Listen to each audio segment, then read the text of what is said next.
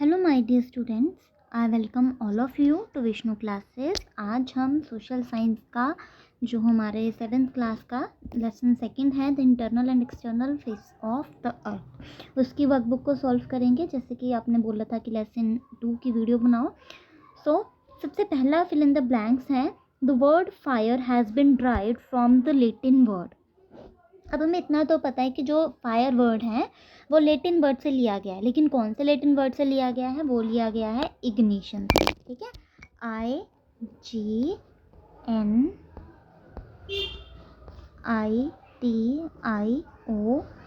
ठीक है, इग्निशन से वर्ड लिया गया है फायर। इग्निस भी बोलते हैं, IGNIS। नेक्स्ट है dash soil is very fertile. जैसे कि हमें पता है कि हमारे इंडिया में बहुत तरीके की सॉइल पाई जाती है। Alluvial soil, black soil, red soil, laterite soil, dry Sandy soil, हिली सॉइल, है ना। 6 तरह की सॉइल पाई जाती है, लेकिन सबसे जो है फर्टाइल सॉइल होती है एलुवियल सॉइल। कौन सी होती है? Alluvial soil. आगे है my other name is Raigar also, I am also called dash soil. कहते हैं कि मेरा नाम जो है वो रैगुर भी है और मुझे किस और सॉइल के नाम से जाना जाता है, तो उसे बोला जाता है ब्लैक। ठीक है, रैगुर सॉइल कौन सी सॉइल होती है? ब्लैक सॉइल को बोला जाता है। नेक्स्ट है these days I am so important that I am also known as liquid gold. Liquid gold की तरह जो बोला जाता है कि बहुत इंपॉर्टेंट है, वो क्या है? इंपॉर्टेंट क्या है आज के दिनों में? पेट्रोलियम। क्योंकि पेट्रोलियम जो है वो बहुत जो है आजकल कम पाया जाता है ना पेट्रोल, तो पेट्रोलियम जो है वो उसे लिक्विड गोल्ड भी कहा जाता है। ठीक है, इतने कर लो। आगे फिफ्थ है alluvial soil is found in dash percent area. कितने परसेंट एरिया में एलुवियल सॉइल पाया जाता है? 55%। ठीक है, कितने एरिया में? 55% एरिया में। आगे है Fujiyama mountain is located at dash. जो फुजियामा माउंटेन है वो कहाँ पे है? वो है जापान में। कहाँ पे है? जापान। आगे है soil is formed from the dash of rocks.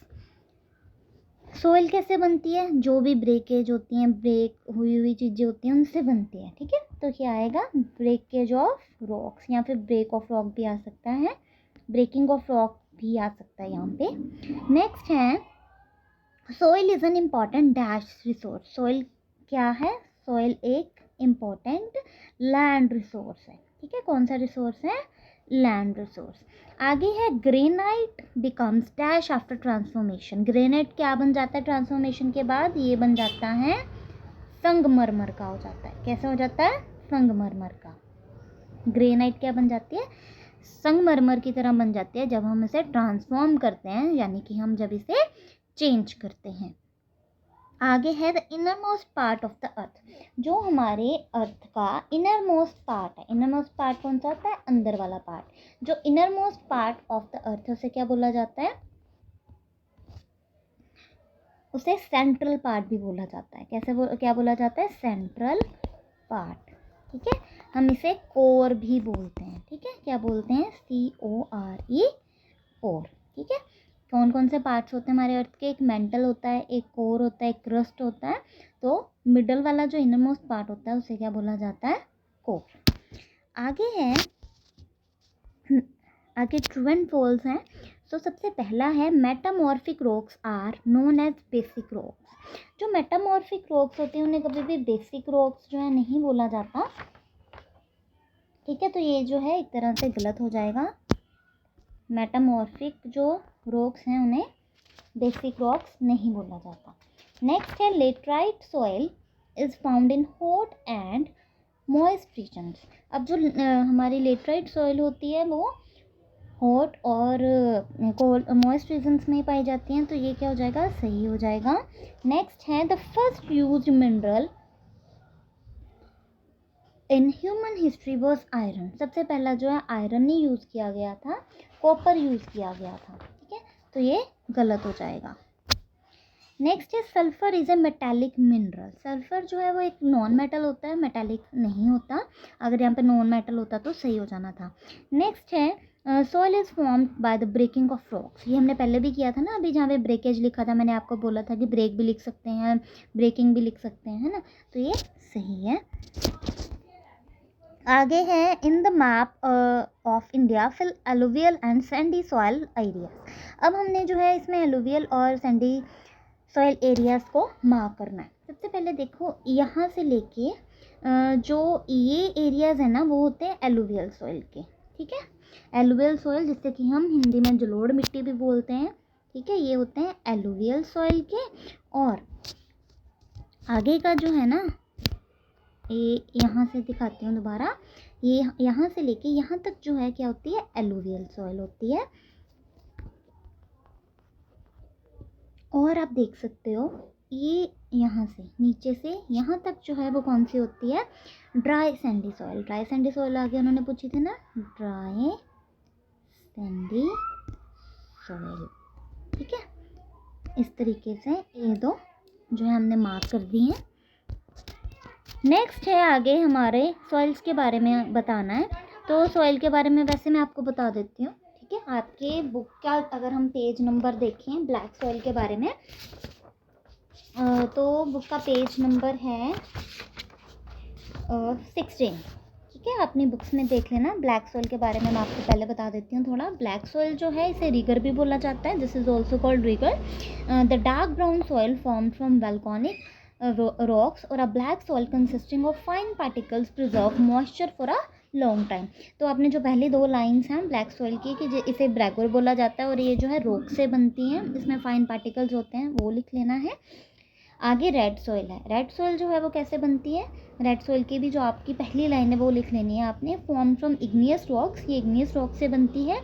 This soil is found in the hot and relatively hot areas of the eastern and southern parts of the peninsula. तो ये जो है ईस्टर्न और सदर्न पार्ट्स में पाई जाती है।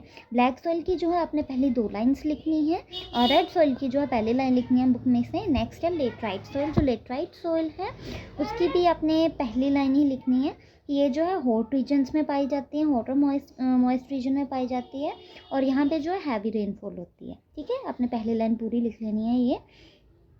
Next है dry Sandy soil. Dry Sandy soil का जो है उसकी भी फर्स्ट लाइन इंपॉर्टेंट है कि जो ड्राई सैंडी सॉइल है वो राजस्थान और गुजरात में पाई जाती है, इसे डेजर्ट सॉइल भी बोला जाता है। अगला है माउंटेनियस सॉइल। माउंटेनियस सॉइल जो है माउंटेन्स में पाई जाती हैं और ये आपने लिख देना, that is found in mountains. Next है हिली सॉइल, जो एलुवियल सॉइल। एलुवियल सॉइल जो है सबसे पहला सॉइल्स ऑफ इंडिया में आप जब पढ़ोगे तो उसमें एलुवियल सॉइल दी गई है। तो एलुवियल सॉइल की भी आपने फर्स्ट ही लाइन लिखनी है कि एलुवियल सॉइल जो है वो सॉइल की डिकम्पोजिशन से बनती है और ये जो है मोस्ट फर्टाइल सॉइल है हमारी अर्थ की। अभी हमने पढ़ा था ना कि ये जो क्या है फर्टाइल सॉइल है सबसे ज़्यादा। तो कोई भी आपसे पूछे कि सबसे फर्टाइल सॉइल कौन सी है, फर्टाइल सॉइल जो है मोस्ट फर्टाइल सॉइल है हमारी अर्थ की एलुवियल सॉइल। नेक्स्ट जो है हमने माइंड मैप पूरा करना है। माइंड मैप में इन्होंने मेटल्स बताने को बोला सबसे पहले। लेफ़्ट साइड में हमें मेटल्स बताने हैं और जो हमारी राइट साइड है वहाँ पे हमें नॉन मेटल बताने हैं। तो मेटल्स कौन कौन से हैं, मेटल्स हैं हमारे गोल्ड, आयरन तो इन्होंने दिया ही हुआ है ना, गोल्ड हो गया, सिल्वर हो गया और एल्यूमिनियम, ठीक है। कौन कौन से हैं हमारे मेटल, हमारे मेटल हैं गोल्ड, सिल्वर और एल्यूमिनियम, ठीक है। और नॉन मेटल्स कौन कौन से हैं हमारे, नॉन मेटल्स हैं हमारे सल्फर इन्होंने दिया ही हुआ है, एक तो होता है पोटाशियम,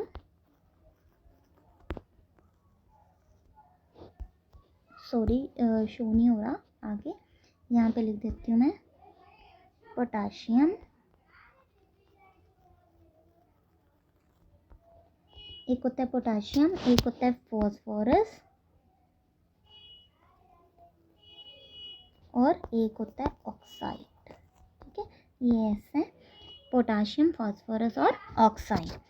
सल्फर भी है। नेक्स्ट है हमारा एनर्जी प्रोड्यूसिंग मिनरल्स। वो कौन कौन से मिनरल्स हैं जो जिनसे हमें एनर्जी मिलती है या एनर्जी प्रोड्यूसिंग मिनरल्स हैं, एक तो कोल है, एक है पेट्रोलियम। एनर्जी प्रोड्यूस करते हैं वो कौन कौन से हैं, कोयला जिसे हम बोलते हैं कोल, पेट्रोलियम, नेचुरल गैस, और एक होता है इलेक्ट्रिसिटी। ठीक है, तो ये जो है हमारे सारे एनर्जी प्रोड्यूसिंग मिनरल्स हैं। नेक्स्ट जो है हमने ये बताना है कि कौन कौन से स्फीयर्स होते हैं हमारे एटमॉस्फेयर के। ठीक है, तो सबसे पहले जो है एक एटमॉस्फेयर है, बायोस्फीयर है, हाइड्रोस्फीयर है। ये सब है क्या, ये बायोस्फीयर में बहुत ज़्यादा ज़रूरी है। हमारे बायोस्फीयर में ही 3 स्फीयर पाए जाते हैं एटमॉस्फेयर के। एक तो एटमॉस्फेयर होता है, एक बायोस्फीयर होता है, और एक क्या होता है, हाइड्रोस्फीयर। तो इसमें भी जो है आपने लाइंस थोड़ी बहुत लिखनी है कि सबसे पहले एटमॉस्फेयर क्या है आपका। तो एटमॉस्फेयर क्या है, जो हमारे सराउंडिंग में पाया जाता है, जो हमारे आसपास पाया जाता है, उसे एटमॉस्फेयर बोलते हैं। हम कहते हैं ना कि हमारा वातावरण कैसा है। ठीक है, बायोस्फेयर, बायोस्फेयर जो है हमारा जीवमंडल होता है, जो हमारे लिविंग बीइंग से रिलेटेड होता है। और हाइड्रोस्फेयर जो है हमारा पानी से रिलेटेड होता है। ठीक है, तो इस तरीके से आपने ये सारा कर लेना है।